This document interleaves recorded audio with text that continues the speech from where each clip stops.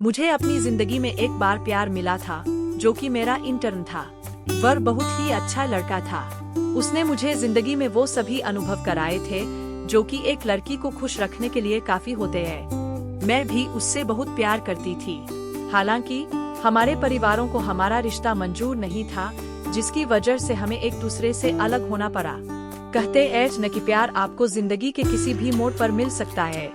यह एहसास न केवल अपने आप में बेहद खास होता है, बल्कि आपकी कठोरता को कोमलता में भी बदल देता है। मेरे साथ भी कुछ ऐसा ही हुआ था। जब मैं पहली बार सरब बदला हुआ नाम से मिली थी, तो मैं एक प्रकाशन कंपनी में काम करती थी। वह वहाँ एक इंटर्न के तौर पर शामिल हुआ था। हमारा रिश्ता एक मेंटर-मेंटी के रूप में शुरू हुआ था। वह घंटों मेरे साथ बैठकर हमारी कार्य प्रक्रिया को समझने की कोशिश करता था। उसे काम सिखाना मेरे लिए भी नया नहीं था। ऐसा इसलिए क्योंकि गर्मियों में हमेशा ही एक दो लोग इंटर्न के रूप में काम करने हमारी कंपनी में आते थे।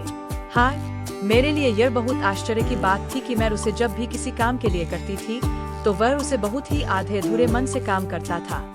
मैं अक्सर सोचता रहता थी कि इतना तेज तर्रार लड़का साधारण सा काम कैसे नहीं कर पाता है।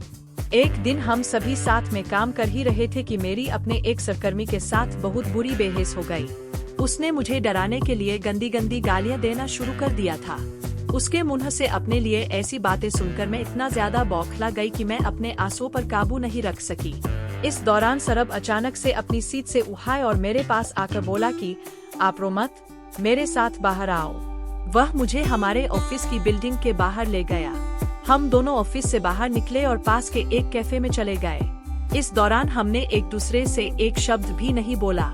ऐसा इसलिए क्योंकि एक इंटर्न के सामने खुद को इतनी कमजोर स्थिति में देखने देने के लिए मैं एक बेवकूफ की तरह महसूस कर रही थी।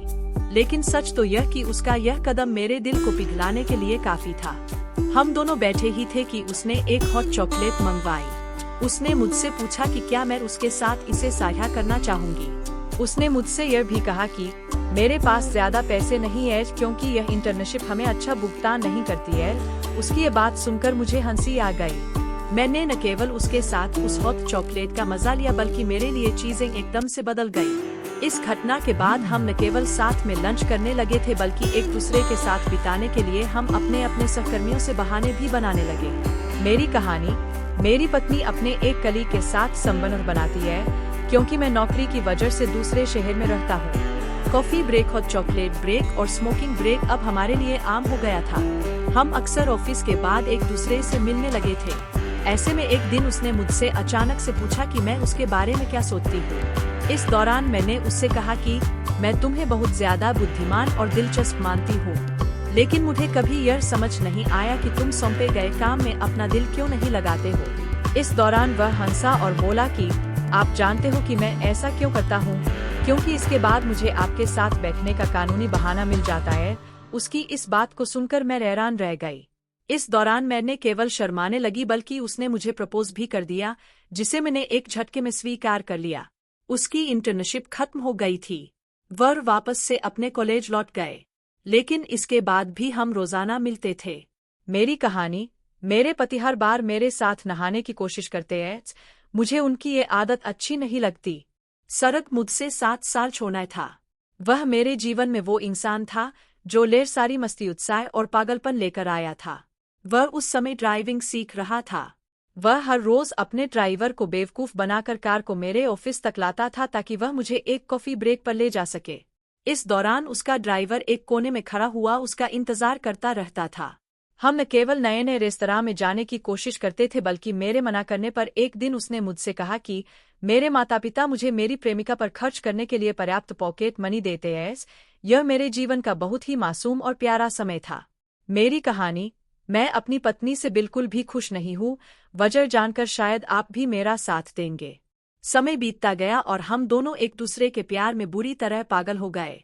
हालांकि उस दौरान मेरे माता पिता मेरी शादी के लिए अलग अलग लोगों से बातचीत भी कर रहे थे। ऐसे में जब मैंने उन्हें सरब के बारे में बताया, तो उन्होंने इस रिश्ते के लिए साफ इनकार कर दिया। वह चाहते थे कि मैं अपनी लाइफ में आगे बढ़ूं। हम दोनों ने अपने अपने परिवारों को मनाने की काफी कोशिश की, लेकिन उन्होंने कभी भी इस रिश्ते को स्वीकार करने से मना कर दिया, चाहे हम एक दूसरे से कितना भी प्यार क्यों न करते हों। यह मेरे जीवन का वह समय था जब मैंने अपने दिल को एक तरफ रख दिया था।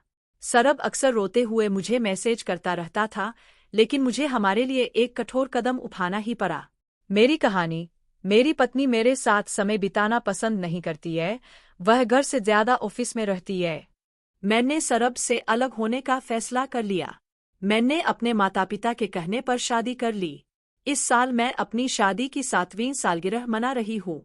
लेकिन इसके बाद भी मैं कह सकती हूँ कि सरब के साथ मेरा रिश्ता सबसे खूबसूरत था जो मैंने कभी अनुभव किया था। मैं उसे बहुत प्यार करती थी। शायद हमेशा करती भी रहूंगी।